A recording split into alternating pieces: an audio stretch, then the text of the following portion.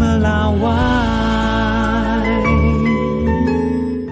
Mantan Menko Polhukam Mahfud MD meluncurkan buku bertajuk Pemikiran Hukum dan Politik Mahfud MD. Peluncuran buku ini membuka ruang dialog lintas perspektif terkait dengan relasi demokrasi, konstitusi, dan penegakan hukum.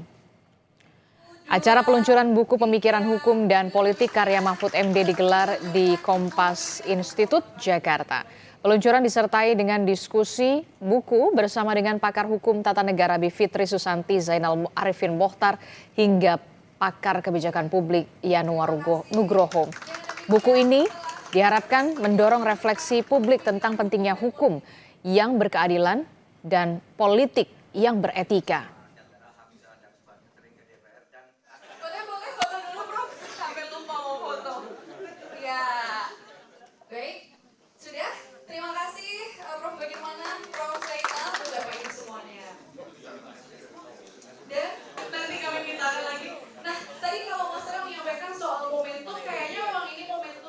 Ngejok bahkan, kalau saya menyapa aja belum, jadi selamat siang semuanya.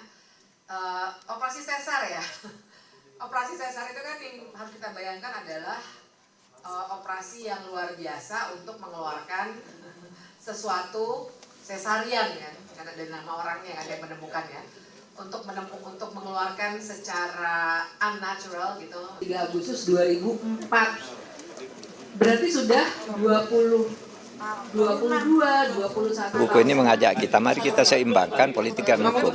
Karena sebenarnya keliru juga kalau mengatakan Pak Mahfud sejak 1997, 2004, 2014 selalu menulis itu kok tidak berubah-ubah. Berubah. Nulis 97, tahun 98, 99 kan berubah. Iya kan? Berubah. Lalu muncul lagi di tahun 2007-2009, sesudah 10 tahun kemudian cenderung politik dominan lagi. Saya nulis lagi, berubah lagi. Nah sekarang menulis lagi. Jadi kita harus mengantisipasi agar perubahan dari demokratis ke otoriter itu tidak selalu terjadi. Karena kalau itu selalu terjadi dan dibiarkan, itu tuntutannya operasi sesar. Harus bubar dulu lalu dibangun lagi. Kalau itu tidak kita bangun secara reformatif.